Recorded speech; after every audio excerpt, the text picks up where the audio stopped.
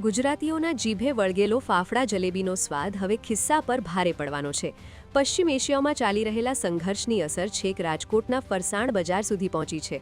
ઈંધણ અને કાચા માલના ભાવ વધતા રાજકોટ ફરસાણ એસોસિએશને ફાફડા, જલેબી અને અન્ય સ્વાદિષ્ટ વાનગીના ભાવમાં મોટો વધારો કરવાની જાહેરાત કરી છે. ફરસાણ એસોસિએશને જલેબી, ગાંઠિયા અને ચેવડા જેવા લોકપ્રિય સ્નેક્સમાં પ્રતિ કિલો 40થી 100 રૂપિયા વધારવાનું એલાન કર્યું છે. સ્ટ્રેટ ઓફ હોર્મુઝથી ઈંધણની સપ્લાય ખોરવાતા કોમર્શિયલ એલપીજી સિલિન્ડરોની અછત સર્જાય છે.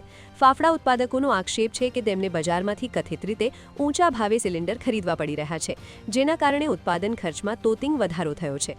वहाँ एजेंसी से तो कुछ मिल नहीं रहा है, ब्लैक में से लेना पड़ रहा है। ब्लैक में हमें 3500 से लेके 5000 का भाव देना पड़ता है और उसमें भी हमें पूरा गैस सिलेंडर नहीं मिल रहा है. अभी हम दिक्कत में यही है कि अभी हमारा एसोसिएशन भी वही बोल रहा है कि भाई जो जितना है उसमें 40 रुपये से लेके 100 रुपये का जो भी प्राइस बढ़ाना पड़ रहा है. માત્ર ગેસ જ નહીં, વેપારીઓના જણાવ્યા મુજબ ચણાનો લોટ અને ખાદ્ય તેલ સહિતના કાચા માલના ભાવમાં પણ ભડકો થયો છે. છેલ્લા એક મહિનામાં સિંગ તેલ અને કપાસિયા તેલમાં 130થી 200 રૂપિયા સુધીનો વધારો નોંધાયો છે.